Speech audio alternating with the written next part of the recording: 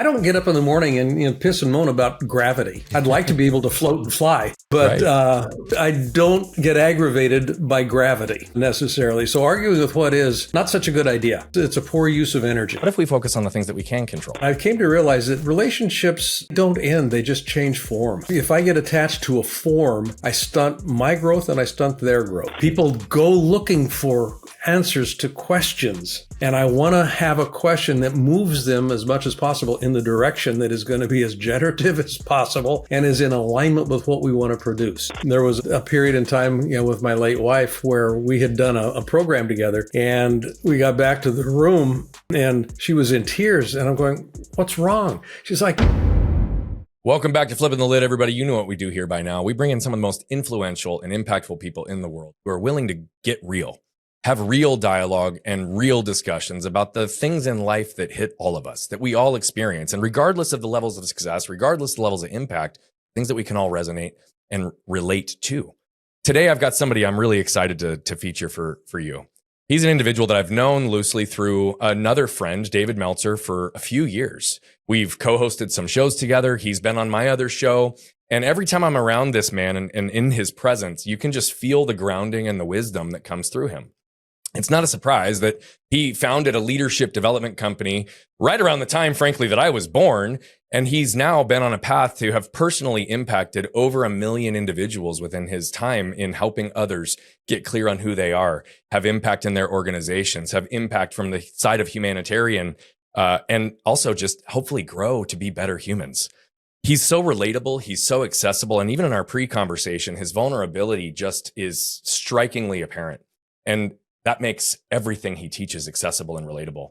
And so, Blaine, I'm super excited to have you here with us today, my friend. It is absolutely my front. Yeah, I'm thrilled to be here. I've been looking forward to this since we did our last little vignette on Instagram.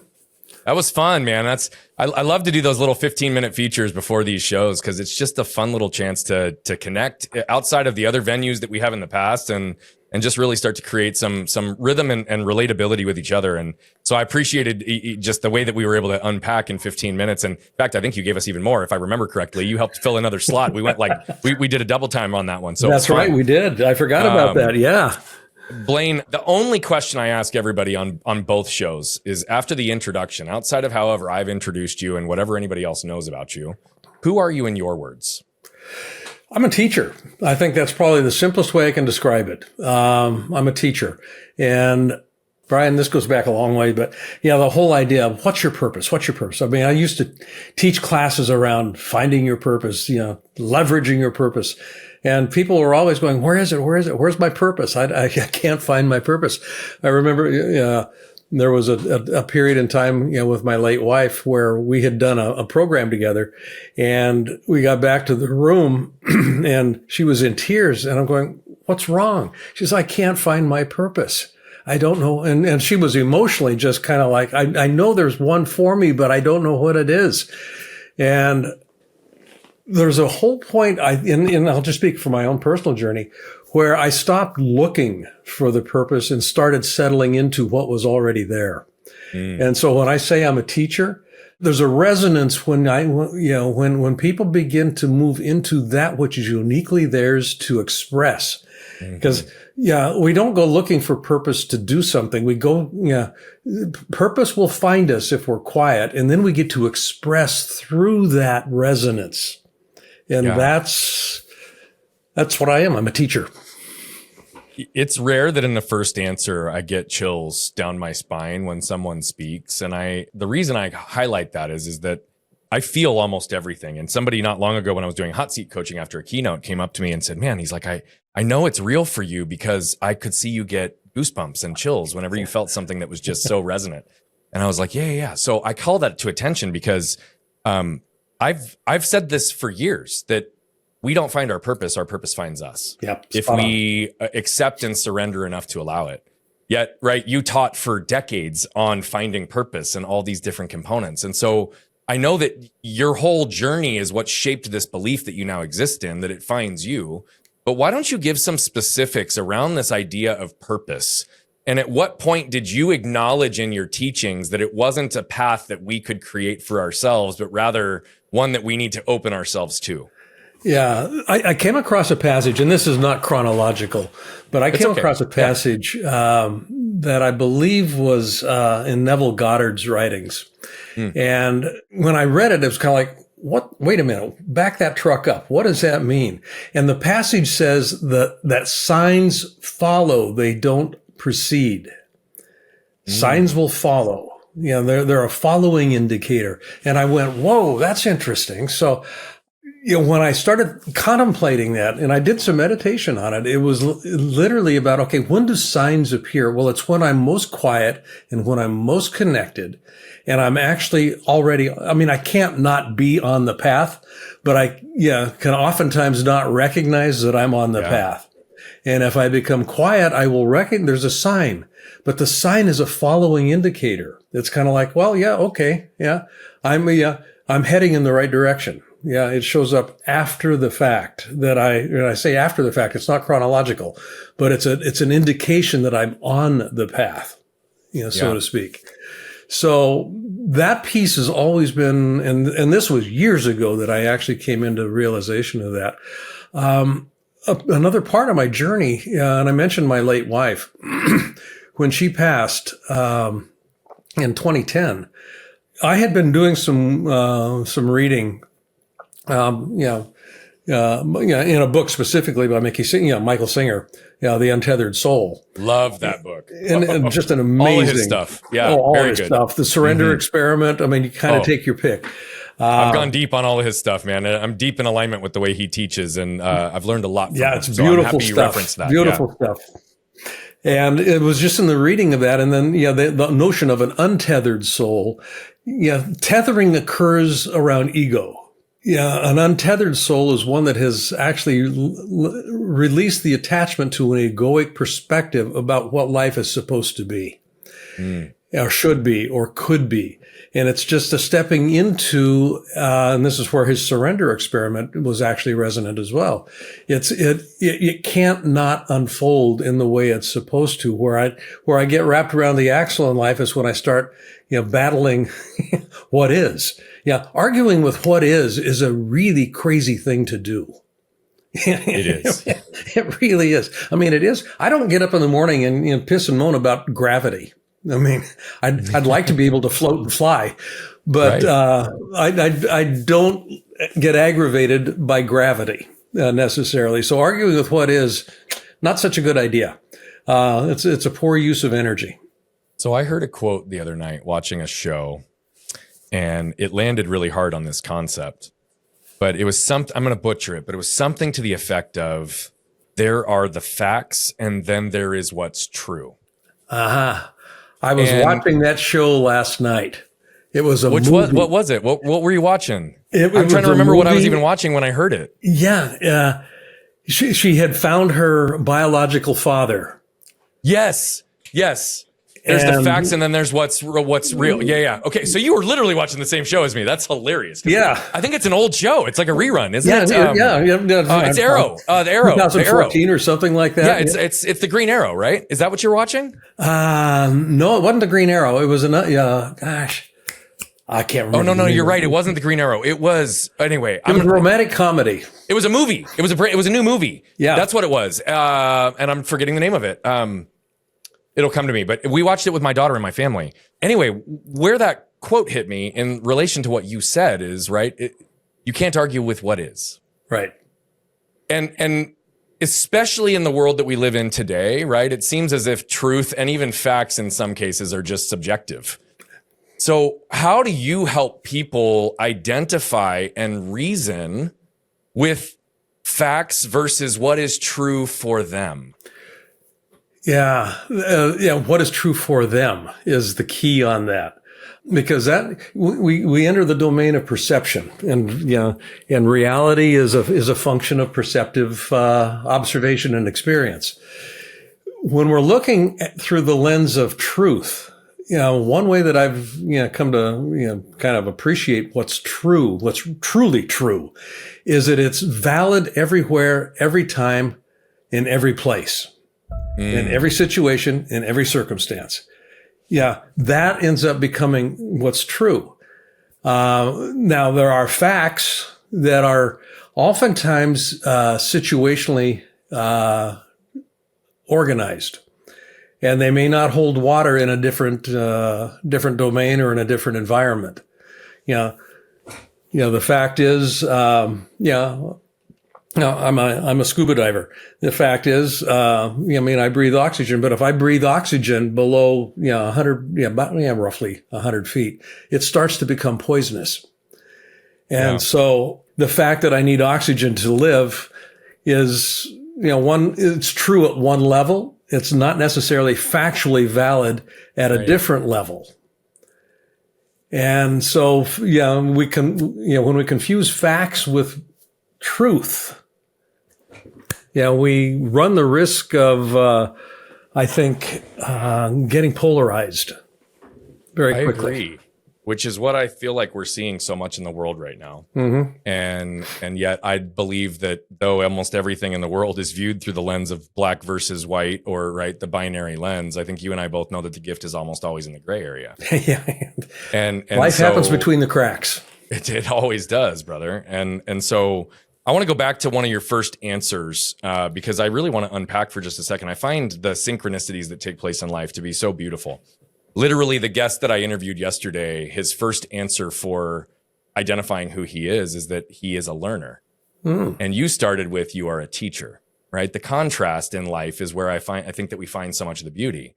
What does it mean for you to be a teacher? And what are the ways in your life that has been reflected back or proven to you that is your purpose that found you? Buckminster Fuller, at one point in time, was asked who he was. How would you describe yourself? And he says, and the question was framed in, who are you? And he said, that's the wrong question to ask me because you're asking me to answer that question as a noun. I am a verb. God is a verb.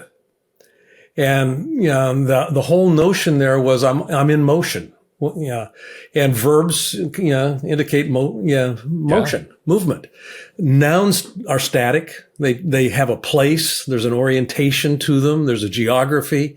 And we become reified with that sort of a linguistic structure. Verbs are fluid. Verbs move. Verbs cause things to occur. Yeah. And so I started playing with that idea, and part of it had to do with, when do I feel most alive?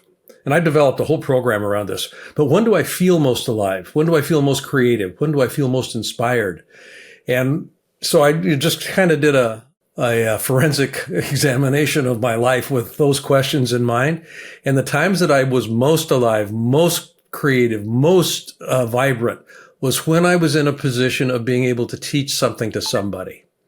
And not just a factual piece. Here's, teaching my grandson, how to do his multiplication tables. That wasn't the same sort of a deal, although it's kind of embedded in it. Yeah. But it was more about an awareness of life, an awareness of living. When we would go out, camping, I'd take the grandkids boat camping up here in the San Juan Islands near Seattle.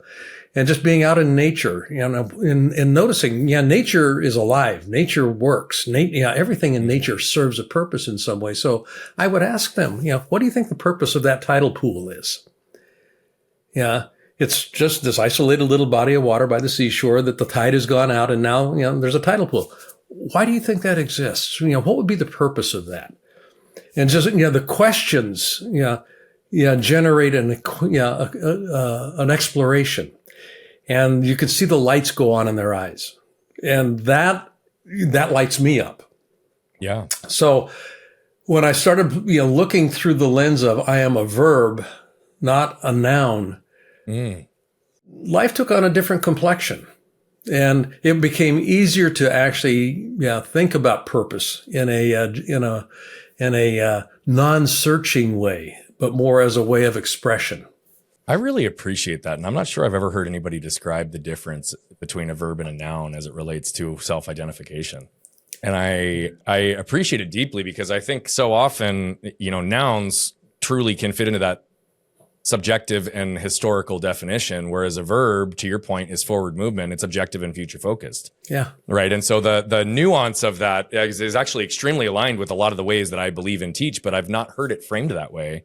And I think it's extremely powerful. Truly, life only stops when we stop moving. Absolutely. Yeah. And what you also embedded in there is through the lens of asking yourself questions in terms of how to redefine even that verb versus noun aspect.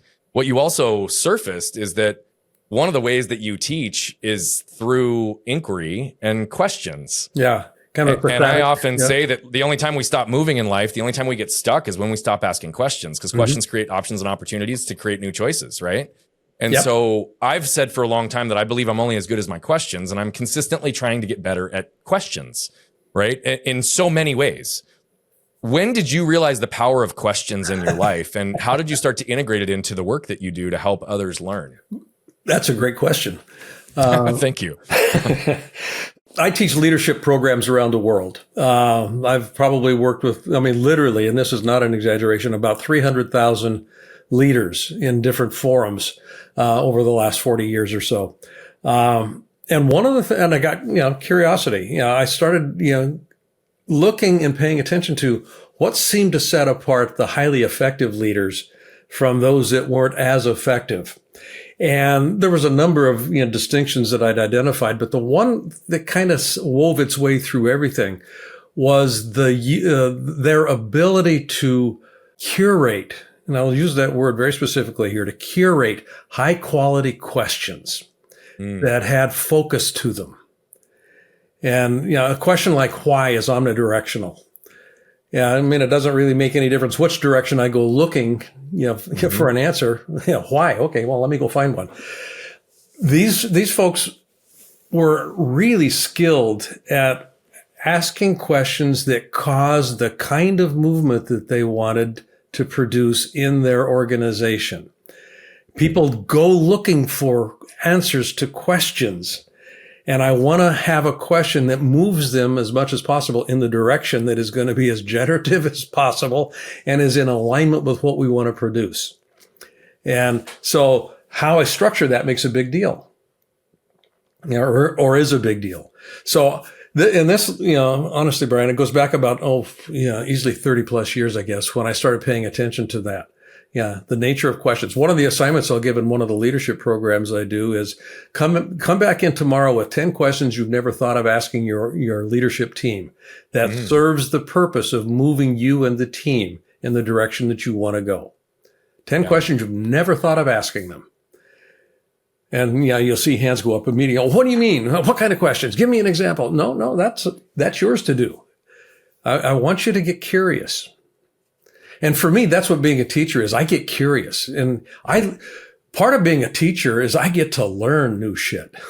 Yes. I really do. I get to explore things, and it's opened up. I'm a really voracious reader. And it's very eclectic. Quantum physics, metaphysics, biology, linguistics. It doesn't, as long as it's interesting. And then I'll find a way to connect the dots. Yeah. And when the dots get connected, now I've got something I can leverage. I really appreciate that. You and I, again, I think have lots of alignment. And what I value also is people who've been in a position to blaze the trail long before me, right? What I learned a long time ago is the value of mentors. And I don't even know what I don't know, right? Yeah, exactly. What I've been able to step into over the years is a very clear acknowledgement of who I am as a verb, right? And the value that I add in the ways that I'm capable of within this given moment, or with the collection of what my life has done up until now. But yet I still see through the lens of opportunity in the fact that tomorrow's a new day. And I hope I'm not the same person I am tomorrow, or 2 years from now, or 5 years from now. Yeah. I made a comment when I was introducing you that you've been doing this since about when I was born. I turned 40 this year. So I was born in 85, and you founded Avatar Resources in 87. Yep. Right. And you've referenced it. It's been going on almost 40 years of doing this work. And though our purposes find us often, and you said that so eloquently early, right? What I find is that people who go down the path that you and I have, right? You did it as your first iterative portion of your career. Mine was a secondary one. Right? Where I finally realized later, What was it about your early life or your early experiences that put you on the path to found Avatar Resources in 87? Because what I'm hearing is 10 years ago, 15 years ago, 20 years ago, you've had all these quantum leap breakthroughs, even in the work that you were already doing. So where did it start? Well, I think where it started, and this is, I hadn't thought about it in this context, but literally my very first job was when I was about 5 years old. And my parents owned a grocery store in Roseburg, Oregon, a very small little town. My first job was stocking the newsstand. They had a magazine rack. And I would get to stock the newsstand with the comic books. And my payment was I got one of each of the comics that we were putting in the rack. And I think Dad replenished the shelf every 2 weeks, something like that. So I learned to read. I learned to read when I was about 4 or 5 years old. I started reading.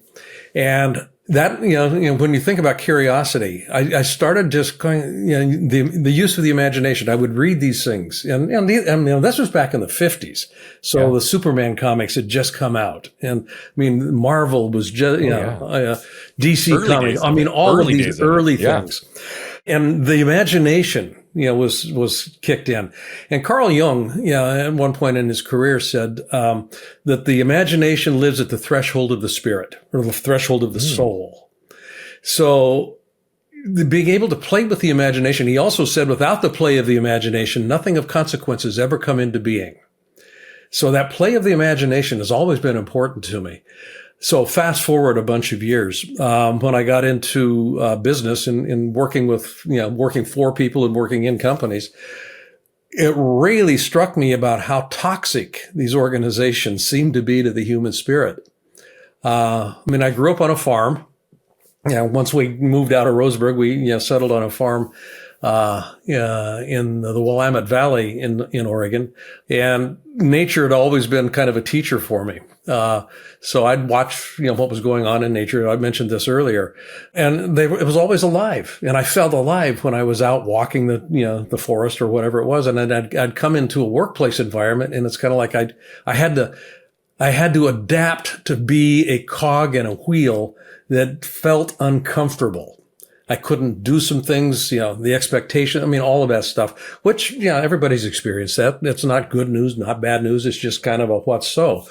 But it has a consequence of squeezing the life out of things.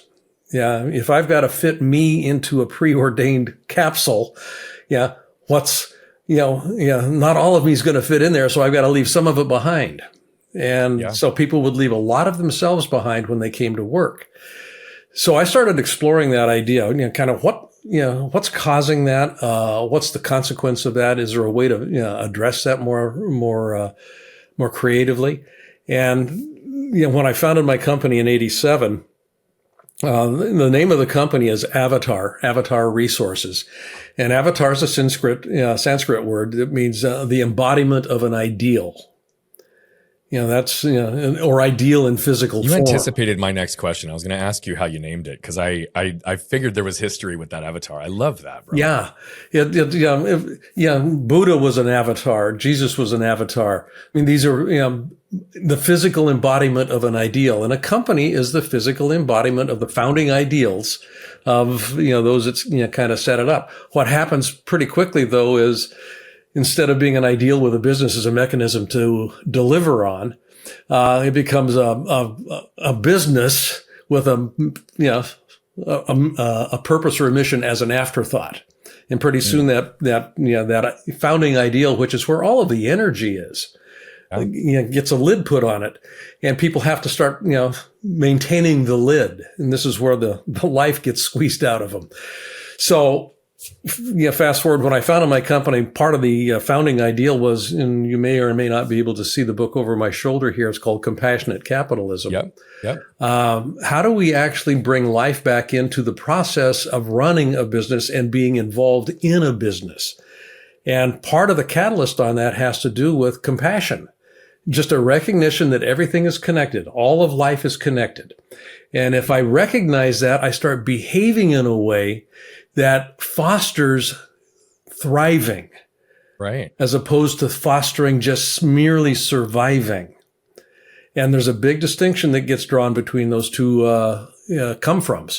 Huge. I saw a quote the other day, and I'm going to butcher this, but I was trying to look it up real quick while you were saying this, because it said something to the degree of compassion without understanding is still privilege and not connection. Something to that degree. Mm-hmm. I think I'm directionally accurate, but the words are probably off a little bit. You nodded as if you knew what I was talking about, or were at least familiar with the concept. So could you give your take on that? Yeah. Compassion without understanding, of the intrinsic connection. Yeah. That exists between everything in the universe becomes literally a way for the ego to satisfy what it thinks it's supposed to be doing. I'm a good person. I behaved in this way. Yeah, I gave I gave at church. I gave to the collection plate. That was the compassionate thing to do. But out of sight and out of mind is really the consequence of ignoring that there's a fundamental connection. Correct. Yeah. Yeah, I had a conversation early. Well, this goes back about 10 years. Well, maybe not quite that long, but a book came out, and you and I've spoken about this, I believe. But Conscious Capitalism. Uh-huh. Yeah. John Mackey, who was the co-founder of Whole Foods, and Ross Sisodia, who's a professor of business at Babson College. They co-wrote this book called Conscious Capitalism. Became a bestseller. It was a big movement too. Yeah, and it spawned a movement. It spawned a whole movement around being awake as a business person. You've got far more stakeholders involved in your business than you're probably aware of if you're just paying attention to the shareholders. In a conversation I had with both of them, and they're both good friends of mine, both separately as well as individually, I kind of went to the point where there's something missing in the way that they position conscious capitalism as the end all be all. And that's my word for it. That's certainly not what they did with the book. It was a wonderful book. It was a grand opening. Well, and frankly, I mean, you and I can both acknowledge that they woke a lot of people up to some things that they needed to be, and at least cracked the nut for some to start to step further into your work. Yeah. And, and in that conversation, where I went to was, what's the behavioral analog to consciousness? What's the behavior? I mean, if I start recognizing that there's a greater connections here, what's in play? Well, this is where understanding comes in. I start understanding that these connections are fundamental. They're fundamental. And that generates a behavior that is compassionate in nature. And compassionate is not soft and squishy in the way that I'm looking at it. It's behaving as if your well-being matters. That's where compassion comes in, behaving as if your well-being matters. So I start making business decisions that have that as kind of a North Star. 5 or 6 or 7 or 8 ripples out from the actual decision that's made for the quarterly profit numbers. What's the consequence of how we are generating that? So all of a sudden, we're now beginning to take a look at disposability, recyclability, sourcing different kinds of materials. All of these have a bottom line and a top line consequence in an organization. So these are not easy decisions. They become very difficult decisions to actually kind of coexist with. A business's needs to actually make a profit, but also a moral obligation that I think all businesses have, which is to take care of the whole. Yeah, it aligns with, and I don't claim this statement as my own. I say it. I'm sure others have said the same thing, but this is where putting people before profits really comes to play. Right. This is really about prioritizing the people and the fundamental human element that exists within any and all businesses. Right. Not that profit is not important, but profit in light of the people, or in expense of the people, or in damage of the people, goes against this concept of compassion. Whereas if you prioritize the people and put compassion, care, empathy to their benefit and great. We want for our employees, not just from them, right? It shifts the game, and profit actually will soar. And you've studied this and shown that, right? You actually have greater sustainability, more active approaches, deeper connections with clients, right? Like a whole variety of things transfer when that shift takes place. Yep. One of the things that you mentioned and alluded to, more than alluded, you talked about it as it related to the naming of your organization and the Sanskrit interpretation or definition of avatar. I love the focus with the embodiment of this. Often in the work that I do, I say I have to be the man and the mirror. I have to be the man in the example I cast, and I have to be the mirror in the reflection I cast back to those that I'm working with. But both require a level of clarity, right? To be able to exist in that space. And I find that so often in this coaching, teaching, speaking, look at the digital marketing side of all the people that are out there that just are not embodying their message, who they are. There's the lack of congruence, which leads to why do so many consumers not know who and what to trust, right? Yep. But especially in the work that we're doing, I'm a big believer that congruence, to the whole point of the naming of your organization, is one of the most fundamental components as a leader in a business, as somebody with a personal brand, as somebody with a mission, as somebody who's creating a movement. You naming this back in 87 shows that you had insights on this at least far before many people ever do, certainly before me, on this concept of congruence. You weren't born What was it yet. about?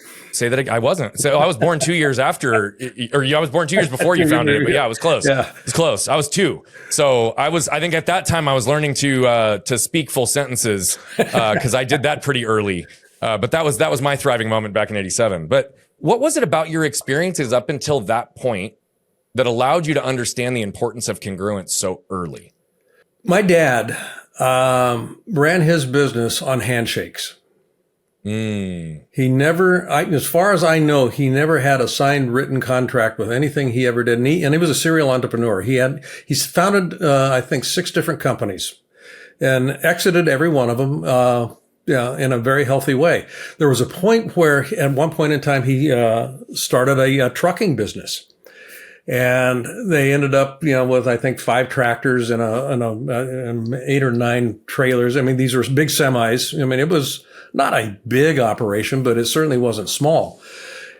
And this was back in the 1970s when the first fuel embargo hit the U.S. The OPEC countries put an embargo on oil. And all of a sudden, there was skyrocketing, fuel costs, shortages, all kinds of stuff. And the way that my dad's business at that point in time was operating was he was a middleman. He would sell, to the retailers, buy from the wholesalers, and he was the transport mechanism, and he was kind of that middleman. Well, he was left holding about $600,000 in debt. Something round numbers. A number of these retailers went out of business. And he was not, literally, he was not going to let the wholesalers whom he had relationships with. He had really good relationships with. He was not going to let them hold the bag either. So, and I remember this conversation around the dinner table. Mom and Dad were talking to us kids about, okay, here's the situation, and here's what we're going to do. We are not going to declare bankruptcy. We're not going to wipe the slate. We are going to pay these debts off. Now, they're not our debts, although, legally speaking, they were. But the retailers had defaulted, and Dad's holding the bag. They took the next, I think, 5 years and whittled away at that thing. And they ended up paying the entire debt off. And I've never forgotten that. So when you're talking about integrity, when you're talking about being an exemplar for what you're trying to teach your kids, that lesson has stuck with me, all of my life. It's a powerful one, Blaine. And I'm going to say thank you actually for sharing that specific story.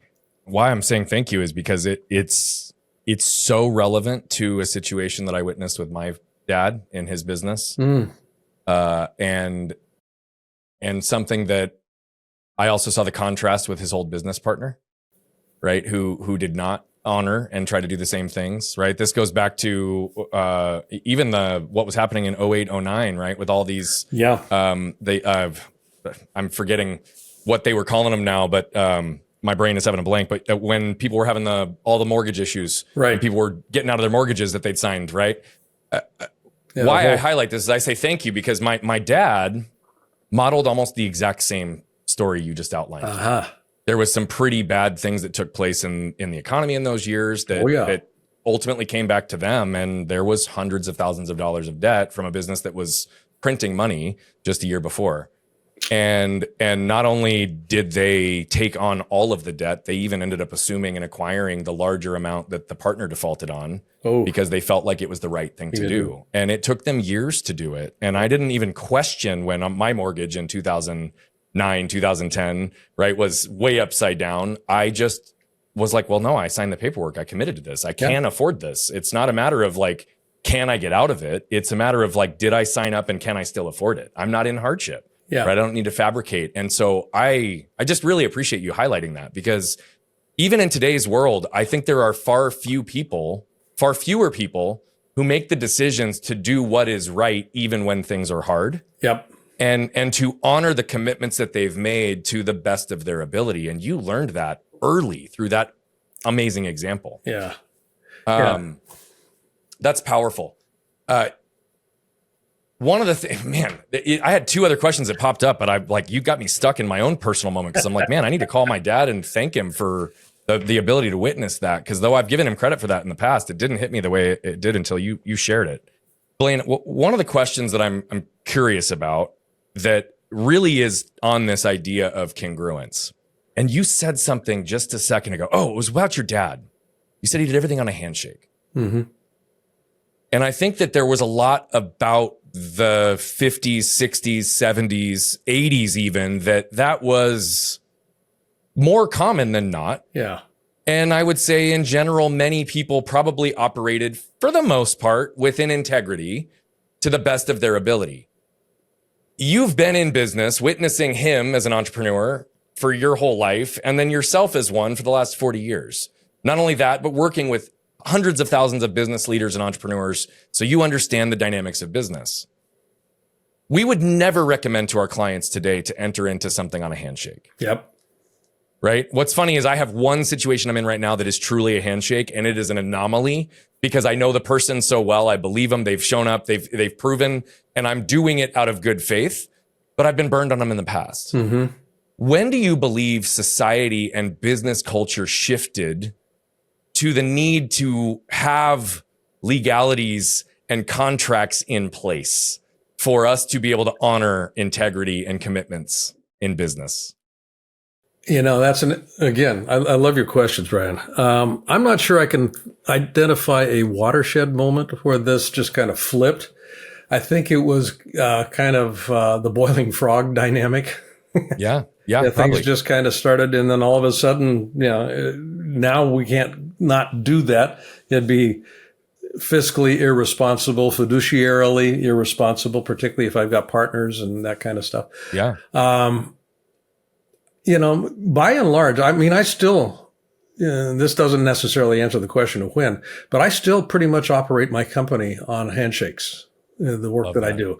Now, clients with whom I work will send over contracts, and I'll work with them.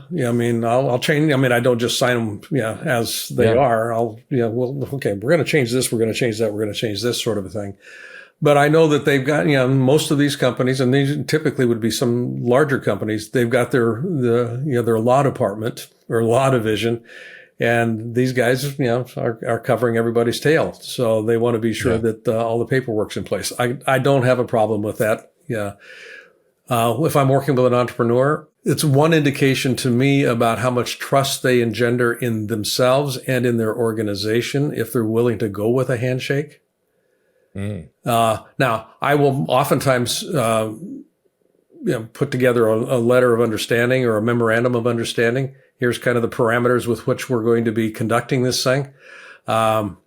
but there's no contractual obligations around one thing or another necessarily. It's just you're just communicating boundaries and expectations for how the engagement will play, right? Yeah. And in some way, whether it's a signed document or not, it's at least a mutual acknowledgement of the same terms. Yeah. And so whether that's written ahead of time or after the fact in lieu of a contract, that I believe is necessary. Yep. And a learned practice probably from you because of other situations. Yeah. Have there been times that your handshake agreement bit you in the ass? And if so, what was one of the more extreme examples of that? Yeah, there was, one time comes to mind. I was coaching an executive. Actually, he was an entrepreneur. He had 4 businesses back on the East Coast. And a lot of our interaction was virtual.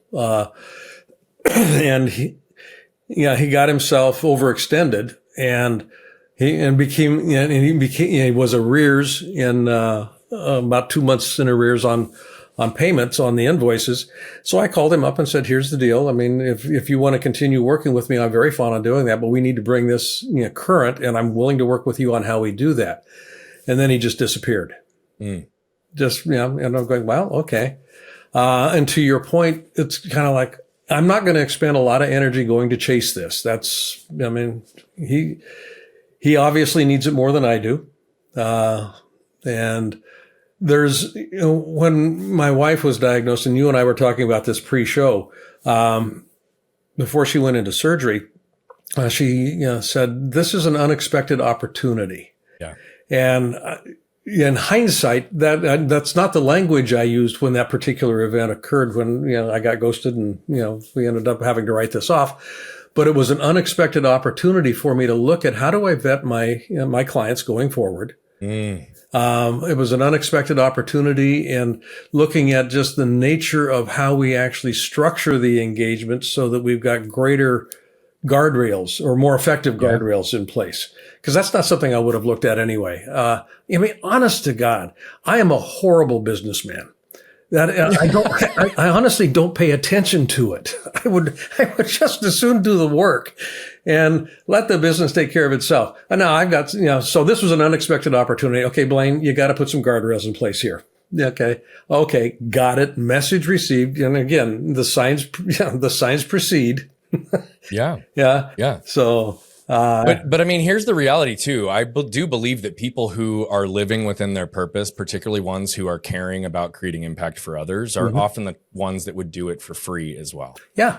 Right. And I believe that that's the case for you. Right. Absolutely. And all the time I've interacted with you and what I've known, you would do this work for free. I'm working with a client right now that I've been, for the last year, pro bono. Yeah. I won't go to the whole story on it, but he was the CEO of an organization that he's not any longer the CEO of, and he was looking at what's next. And at the time that it happened, it was a major upset for him. I mean, it seriously blindsided. So, the company wasn't going to continue paying, obviously, because it was a company contract. I said, hey, I'm here. I'm not going away. So for the last, actually it's been about 14 months now. It's been pro bono. We touch base every week. I love that. And he's on his feet now. He's cooking with gas. He's doing really well. It's really interesting that you even shared all of what you just did there, because you're right. All of these experiences with clients, learning new expectations, boundaries, ways that we need to communicate, anticipate where somebody might, take advantage, right? It's designed really to give clarity on both sides and to, as best as we can, right, protect the intent of what we're entering into. And the hope is that we get better, to your point, at qualifying folks so that we don't necessarily have to have the protection in place, but we may do so anyway, just for the nature of good business. Yeah. But it is interesting how the evolution takes place, right? I mean, I've had situations that were handshake deals that I got completely screwed. Yeah. Right. I've had many people that I still will choose to invest in with no financial exchange, like what you've talked about, because I believe in them. They are grateful. They apply it. They take it. I don't have to fight with them. I know the impact that's going to come through them. Yeah. And then there's other people that, like, we have contracts in place. I've got the first client ever that I'm actually going to go after out of principle. There you go.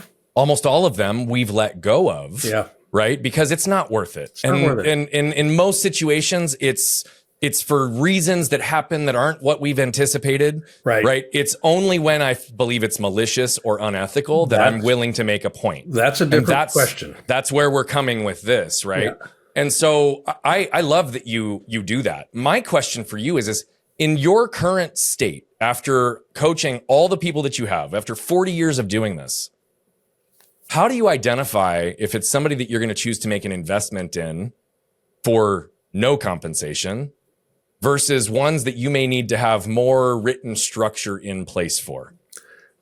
Yeah, that's a gut thing. Hey, that's honest answer. It's great. It's true. It's kind of a gut thing. We were talking a little bit earlier again before we went live here, but who I am shows up before I open my mouth.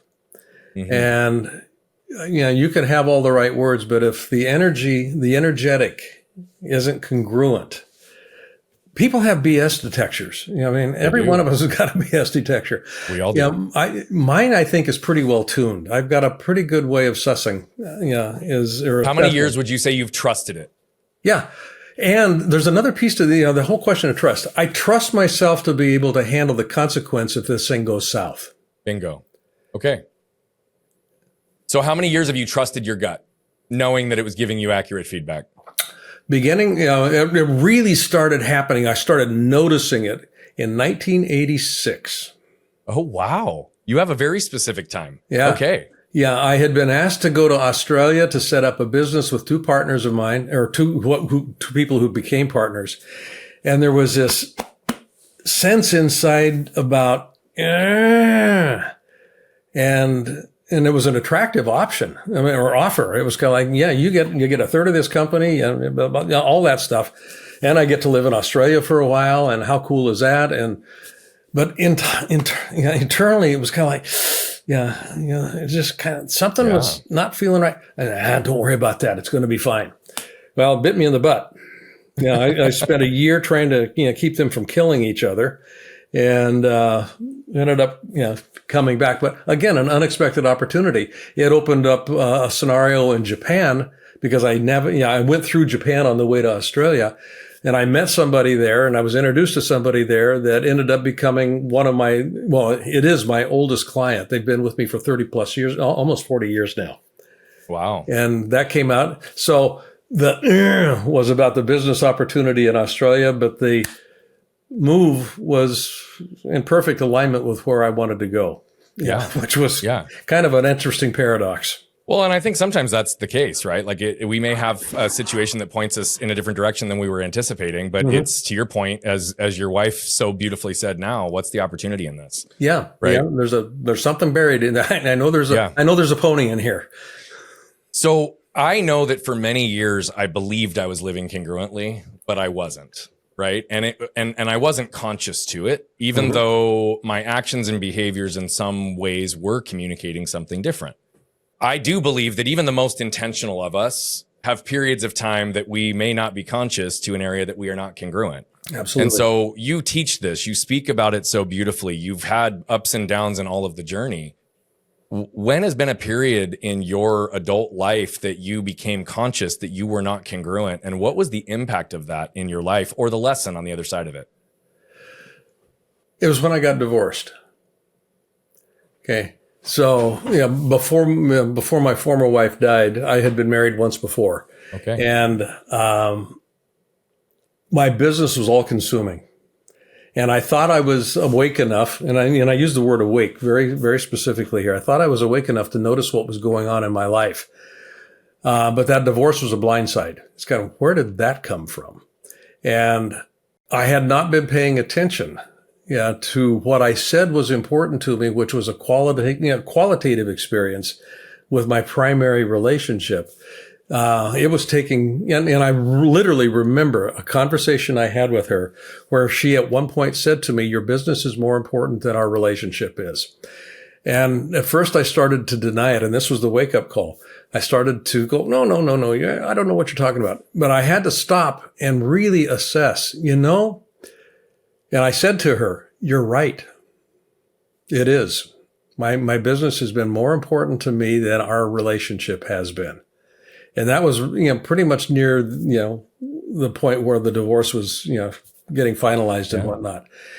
Now we've managed to remain, and another lesson that came out of that is, we're still in relationship. Bridges didn't get burned. And I came to realize that relationships, they don't end. They just change form. Yeah. Yeah. And if I get attached to a form, I stunt my growth and I stunt their growth. Boy, isn't that true for relationships with anything in life, not just people? Yeah. Yeah. That's such wisdom, my friend. Thank you for sharing that and for your vulnerability in that piece as well. It's not coincidental. I had texted my wife right after we started, and we had decided that we had this movie because I knew it was going to drive me crazy if I couldn't remember it. And I was like, what was the name of that movie? And it was Life List. Life List. Is that the name of the one you were watching? Yep. Okay. So that's really funny that we were both watching that in the last week, by the way. I love that. But Life List actually had a lot of really embedded concepts and lessons in it. Right. Mm-hmm. And ones that you relate to right now, as your wife has been battling brain cancer, right, since last July. Yep. And I'll just lead with it real quick so that everybody hears it. Like, she's on the right path. She's doing well. They've been able to remove all the tumor. Yep. And we're hoping that all of the movement continues forward. But this is the second partner that you've had that was impacted by cancer directly, right? The caregiver, the protector, especially in our masculine form that we often absorb, right? The person that wants to care for and take care of. There are certain things that we don't have control over. Right. Right. How were you able to emotionally navigate your first journey with cancer that led to loss? And how did that impact the beginning trajectory of the news last July? Again, wonderful question. In the first go around with this, with my late wife, she did not want to talk about, what this might entail. And there was definitely some denial, in the conversation. So there were some topics that were taboo. We just didn't go there. And as a consequence of not being able to go there, it really kind of complicated, and I say complicated, not in a pejorative way, but it made difficult keeping in front of things, if you will. They would tend to stack up. Yeah. And it was easy to get, over my skis, metaphorically here. So I would start to, because I wasn't being able to talk about it. And I say wasn't being able to, I just chose not to in honor of what she was preferring. So it would stack up and I'd, start imagining the worst. And too far forward, come back to center. Too far forward, come back to center. That was tiring. And I say tiring both emotionally and spiritually. With this instance, both, my wife and I, Cynthia and I, we're pretty much in the present, It's kind of like, this whole notion of an unexpected opportunity allows us to stay centered. It is what it is right now. I mean, it is what it is. And right now, there is no evidence whatsoever of disease. So, we just celebrate this, and we're, this go around, gratitude is a major thrust of our conversational experience. What do we do a gratitude declaration every night, with each other. That was not the case the first time. And it's not an either or. It's, I didn't mean it to be if that's how the question came across. I was just curious how it's all I'm connected. not hearing it that way. I just want to make sure that our listeners don't. Thank you for clarifying. Yep. There's a different qualitative experience associated with this time. And worry is not present. I mean, and I mean that very congruently. I'm not worried. And neither is she. I mean, and that's not to say that we don't get into worry every now and then, but as a general statement, you don't exist in worry about overall. This. We don't worry about this. She's writing her third book right now. She's in the middle of it. She's passionate about it. She's bouncing around. She's energetic. It's hard for me to keep up with her. All of that's going on. And we're, like I said, we're both very present, with each other. Our conversations are up to date. We'll sit on the couch sometimes and she says, I need to talk right now. And I'm going, okay. Yeah. We're going to have a conversation.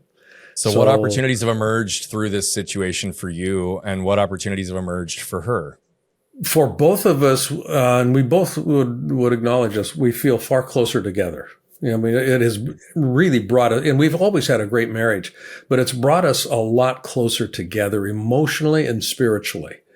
So that is a kind of a shared opportunity. For her, the opportunity has to do around the nature of generosity. The working title of her book is The Generosity Effect. And just what happens energetically in the environments in which we live and work when we are generous. We actually behave generously. And this kind of goes to the notion of compassion again. I was going to say, those seem very closely aligned. Yeah. Yeah. So, when she was in the hospital prior to surgery, it was, how can I be generous with the nurses that are coming in? How can I generously express my gratitude to the surgeon that's going to be working on my brain? Those sorts of things. And that also, was true for me. Just paying attention to how do they feel about themselves when they're in my presence or in our presence? How do people feel about themselves when they're in our presence? That's a question of generosity. And if I've got that as kind of a behavioral guideline, how do people feel about themselves, or how do I want them to feel about themselves when they're in my presence? It starts, kind of allowing me to tweak and tune what I'm saying, how I'm saying it, and how I'm behaving. Completely. And the thing is it is very simple, but it's not always easy, right? As they say, to do those two things, operate with compassion and to operate with generosity.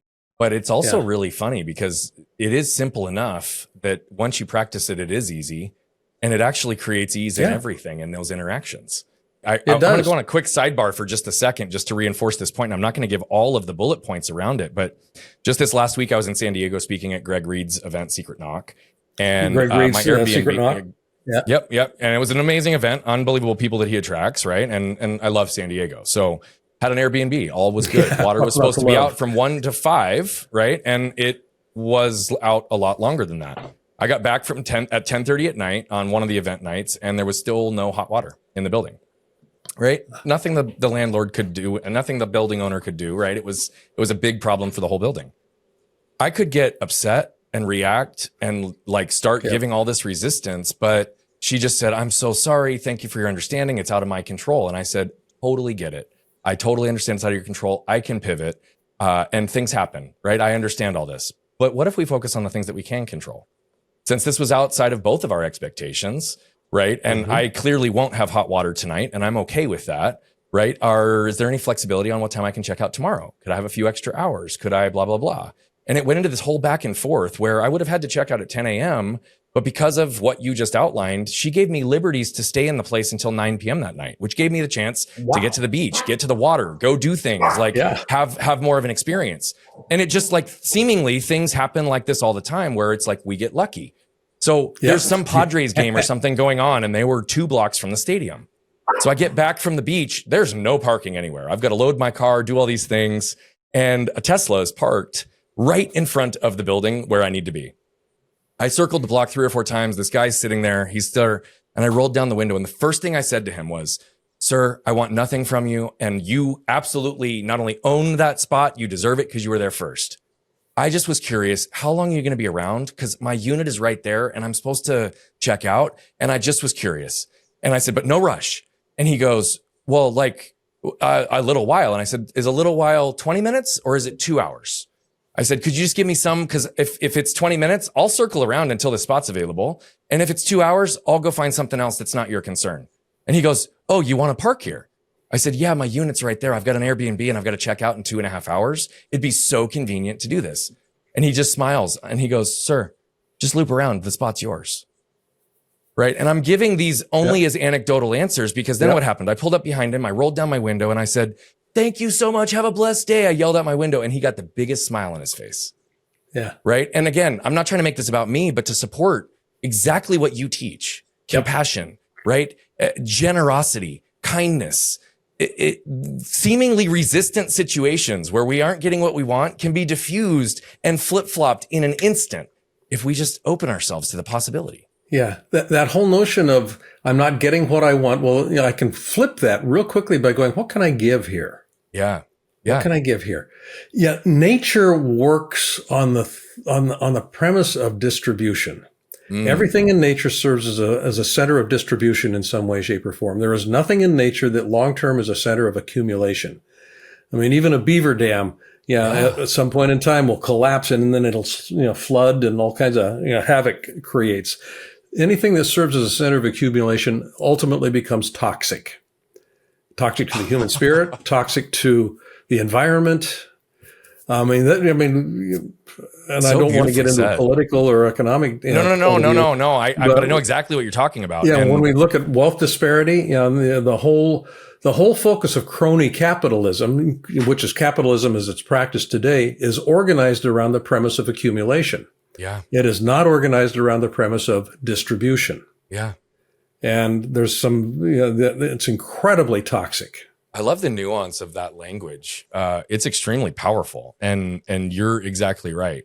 Again, I don't want to get political on this, but recently I just did research because I was just curious, right? I was curious because it seems like the new fad is to be a billionaire with a B, right? which is crazy to begin with, that's the new fad because it's so far out of reach of possibility for so many people and situations. Yeah. But it got me thinking. It's like, okay, well, what is the driver of it beyond, right? Like the obvious, which is accumulation, power, the ability to have freedom. And I just started doing deeper research. I wanted to understand what was the point of wealth that people could not only live completely financially free, give at an abundant level philanthropically so that their earnings continue to do so and would last at least 2 generations. And there were varying levels that showed this, obviously based on quality of life, desires, interest, and intrigue. But it seemed like the highest level that would not only give at least 2 generations of continued wealth with fiscally responsible practices, huge amounts of philanthropic impact, and limitless living was around $200 to $250 million in net worth.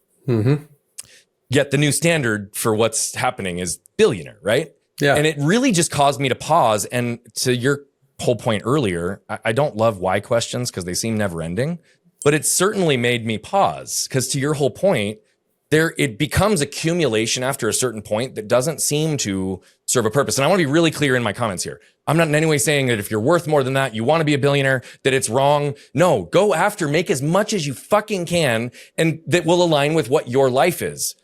But focus on needs versus wants and focus on like, what is that really doing for you in this current lifetime?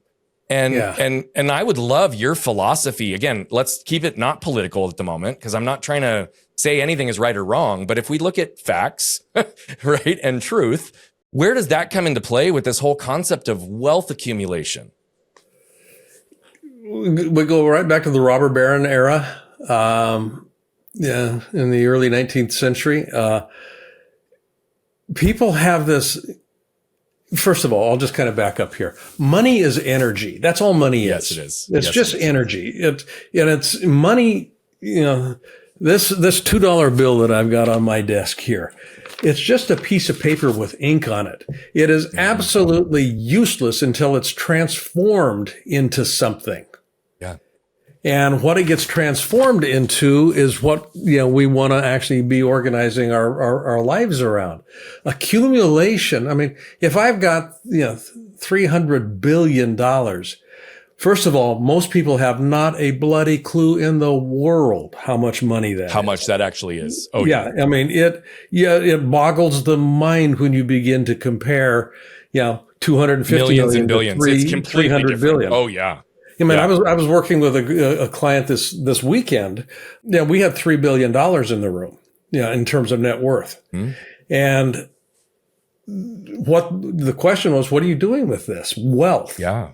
And they're giving away about $30 million a year. I mean, there's a whole philanthropic component to it. So their wealth is being utilized in a different way. I mean, it's not just around accumulation. Now, have they accumulated a significant amount? Absolutely, but it's a large group. But when you start thinking about how most people think of money, it's about accumulation. And a large part of that is fed by wealth disparity. when we start looking at 1% holds about 50% of the wealth in this country, 1% holds 50% of the wealth, and then the bottom is left to pick up what's left. That accumulation is not healthy. It's not healthy for the people that have it.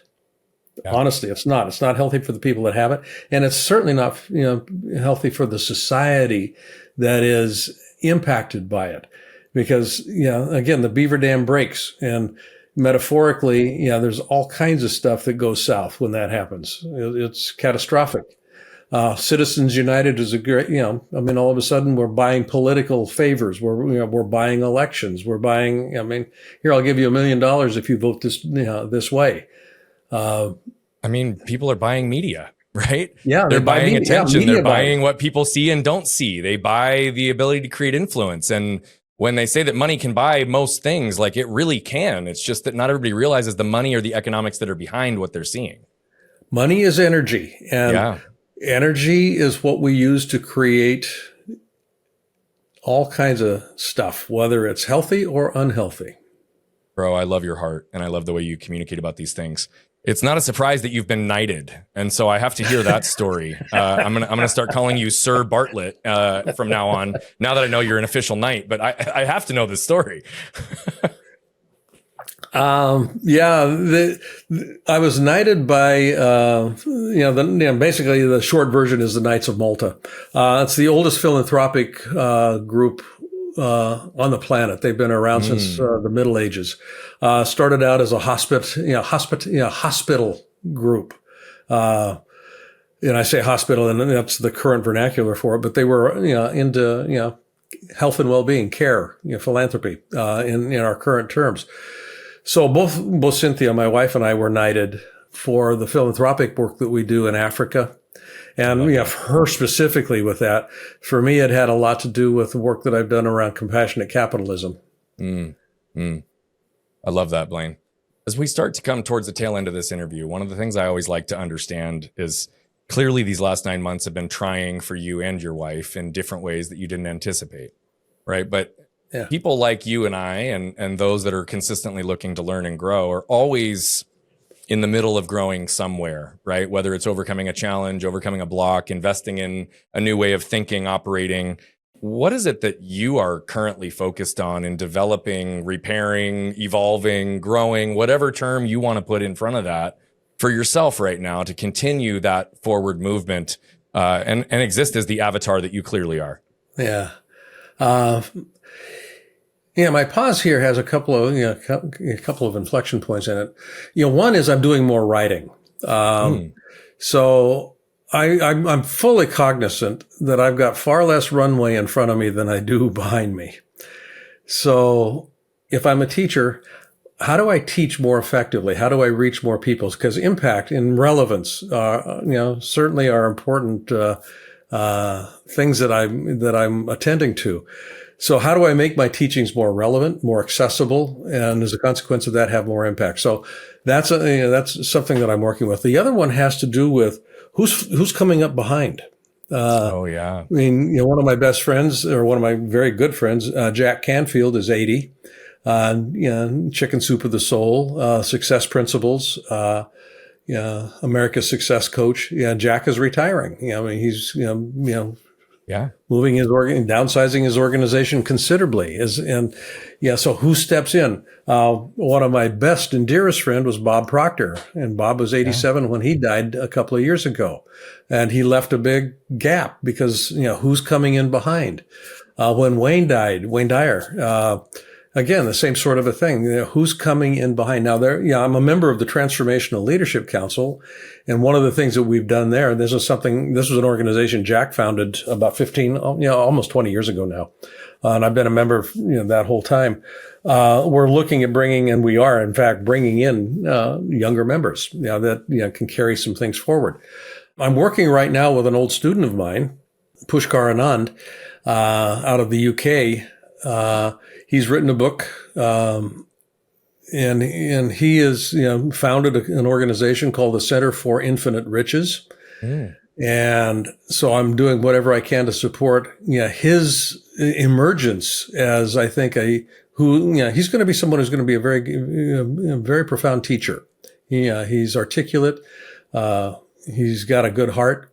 And so I'm just looking for people that I can mentor, and as well as looking at how I can teach more effectively. So, I really appreciate that. I mean, that's a part of not just continuing what you believe and, embodying it real time, but ensuring that those lessons of congruence and understanding and compassion continue far beyond you. Leads me to a question, though. I know you referenced a couple people that you're currently working with, but I also know that you see a lot going on in this space. So, that we put the umbrella of personal and professional development around. Mm-hmm. And I guess that's what I would be curious about is who do you believe are the up and comers that have the potential in your mind to create some of the most movement around impact? Vishen Lakwani, Mind Valley. I think Vishen's got an incredible platform, and as an aggregator of talent, the Mind Valley I think is just extraordinary. Pushkar with the Center for Infinite Riches. I think that is going to be something that people are going to want to watch out for. There's going to be some very interesting things happening there. Here's an interesting one. In Africa, I'm mentoring right now a fella in Africa, in Uganda, actually, that is putting together a leadership academy, in Africa. And, part of my wife's foundation, we've got a leadership academy that we are funding and actually, developing facilitators in Africa again. This is an area that, certainly, when they start hitting their stride, Africa is bigger continentally, geographically than the United States is. Oh, yeah. And most people don't know that. They think of Africa and it's kind of like, well, it's a place. No, Africa's not a place. Africa's got, I don't know how many nations that are involved in it. But when you start looking at this continent, it's incredibly rich, not only in minerals, but with people that are intelligent and bright and creative. A lot of them. And, when you start developing the leaders in these areas, all of a sudden you start changing the whole tone and flavor of the way that life lives on this planet. I totally agree. Somebody that I'm sure we both know because I met him through Meltzer was Josh Kalicia over there, right? And he is, as you know, doing a whole bunch of work to be able to give people access to light and power and some of the solutions that he's created. But to give the perspective around what you just suggested, the very first time I spoke with him, I learned that there's over 600 million people in Africa who do not have access to electricity. Yep. Right. And that really struck me. We have 340 million people in the United States. More than double the United States population does not have access to electricity. And we're not even talking about the full population of Africa. Right. And yet they're innovating and they're creating. And in many parts, they're a really fascinating study in society as well. Because of the lack of access to water and electricity in so many respects and the advancement of technology, many of those villages have skipped generations, right? Of infrastructure, of foundation, and sometimes in ways that actually is going to free them in other ways moving forward. I think it's going to create opportunity because of their late adoption. And I only spoke to that because I love the work that you're doing over there. And when we look at real global impact, to look at the size and scale of people just in that one continent, right? There's so much opportunity for impact. I love that you're doing work over there, my friend. Yeah. And it's fun. I love working with these folks. And in Asia, the same thing. People ask me if I'm American. I almost chafe at that question. And I don't mean this in a non-patriotic way. I'm a citizen of the world. I've lived all over the world. I've lived outside of the United States for a good chunk of my life. Prior to COVID, roughly 95% of the business that we conducted was outside of the U.S. And literally I've worked on every continent except Antarctica. And there's not a lot that penguins need from me that I can offer them right now, I don't think. But. I don't think so, my friend. Well, Blaine, I really appreciate your heart. I appreciate all the wisdom and all the depth that you offered for us today. If there was a singular thought that you wanted to leave people with today, what would it be? That's simple for me. Be a center of distribution in your life. Beautiful. Yeah. Distribution over accumulation. Yeah. We're going to have all your contact information in the show notes so that people can find you and follow you. Obviously, the work that you're doing across all of just even what you're producing in educational materials and content is accessible and great. But I know that there is a huge level of depth because of all the people you've impacted, all the work that you've done on yourself, and all the ways that you've found ways to become the avatar within your own business. Very grateful for you, my friend. And I'm really happy that you were with us today. My pleasure. I've loved this conversation, Brian. I love your questions. I love just the way that you position things and present yourself in this. Thank you. Thank you, my friend. And for those of you that just watched Sir Bartlett flip open his lid, what we learned is that it is a lot of early shaping and conditioning. There's a big element of nature and nurture, but with everything that he talked about, it was really around asking the questions to give yourself enough clarity while remaining in enough surrender in your own life that you can actually allow what is going to be. Right? When we can surrender to the fact that what is, then it's how do we choose to change within those moments, or to choose the change that we want when we don't want change? How do we facilitate that? How do we grow? And how do we become centers for distribution instead of accumulation? Because trust me, if you want to live in the wealthiest elements of life, which is far beyond just monetary riches, it's times, relationships, and health. It is living in the energy of wealth, not the focus and pursuit of money. Impact comes when we prioritize the people with the compassion and with the generosity that can allow us to actually show what humanity can look like. And if we consistently use the words of his wife, what's the opportunity in this, regardless of how difficult it might be? That freedom exists for each and every one of you, but what it's going to require you to do is to flip open your lid and scan your can. We'll see you next time. What you can probably tell by now is that I love telling these stories, but what I love even more is the impact that's coming from them. You see, we're on a mission to impact over 1 billion lives as quickly as possible, but to do that, we need you. See, we believe that moved people move people. And so all I'm asking is if you've resonated, connected with any of the messaging, please consider commenting, sharing, leave a rating and review. Thank you so much for tuning into Flipping the Lid. And if you want more information on the show, how to become a guest, how to recommend a guest, or any of the other details, head over to flippingthelid.com. We'll see you there.